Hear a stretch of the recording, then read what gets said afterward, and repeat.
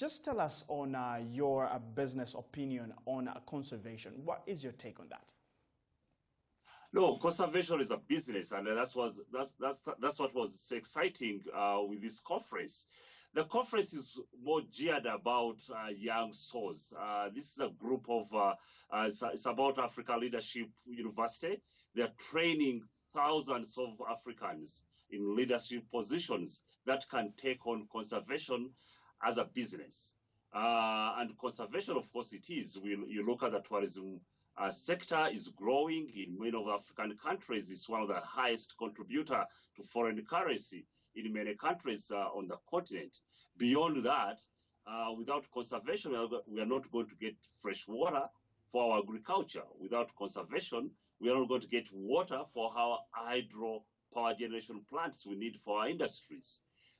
Beyond that, water is a necessity as a business. You talk to Coca-Cola people, they will tell you exactly that. So conservation increasingly is seen as business. What we've been missing is that creative mind around it. Your Excellency, of course, at the business of conservation, again, we saw one panelist coming up to say that investing in conservation is a worthy risk.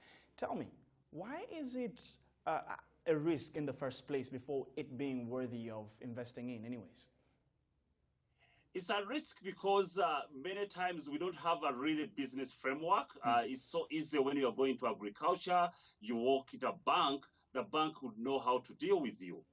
The way the financial system, the business system is structured in the world, the global economic system, they reward so much the financial capital.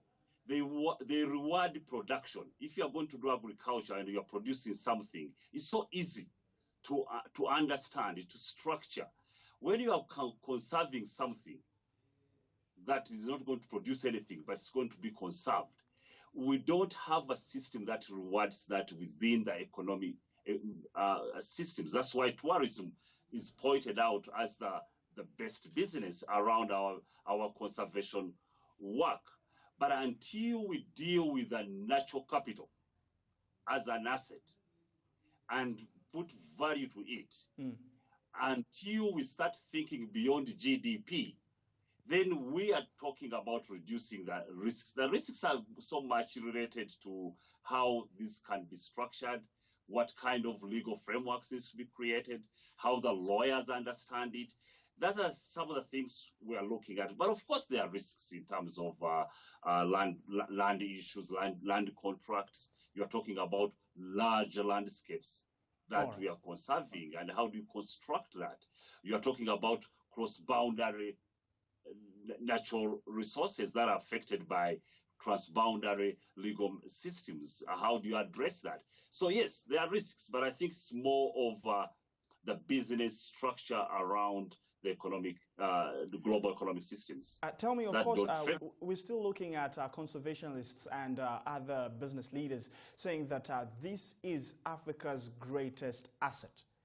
Now, do we see government policies reflecting the recognition of the importance of conservation?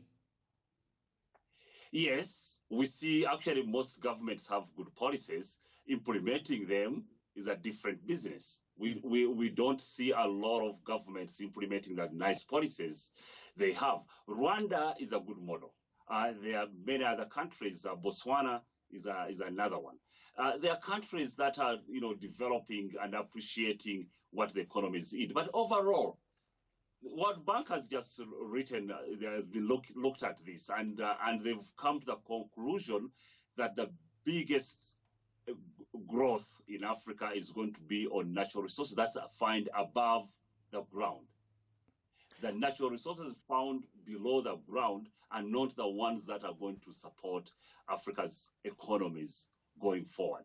Now, and that's what was exciting in Kigali is looking at these young souls that are not conservationists. The young people I met who are doing this business for conservation courses. I met an architect. I met a business measure. I met somebody who measured in advertisement, attracted to this. to conservation. Those guys are going to change the game.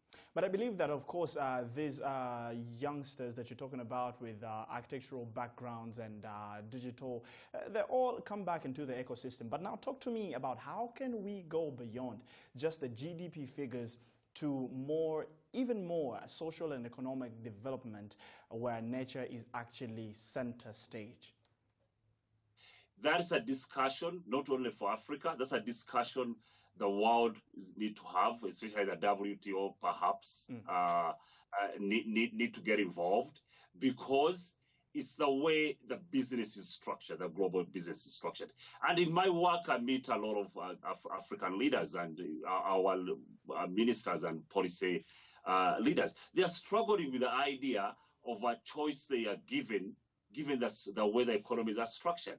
You are rewarded more if you are mining a park. All right. Than if you are protecting it. You are rewarded more if you are cutting timber from a forest than protecting it. That's how the business is structured. Now, when you look at the tourism industry or the communities we are supporting that and to gain revenue from conservation, and the poorest communities living next to national parks, they don't have capital. Because capital, we've taken it to be financial capital as the only capital that Africa will need to develop. Africa is not going to develop, in my view, based on borrowing money. Africa has no financial capital as we speak now. All right. We are borrowing financial capital to develop. It's a risky venture. What Africa needs to do with the help of the rest of the world is to discuss what the capital we have in abundance. That is natural capital.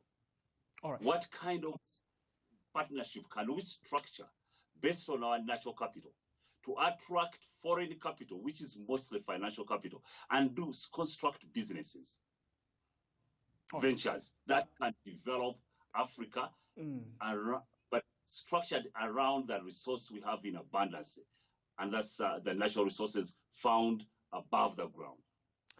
Dr.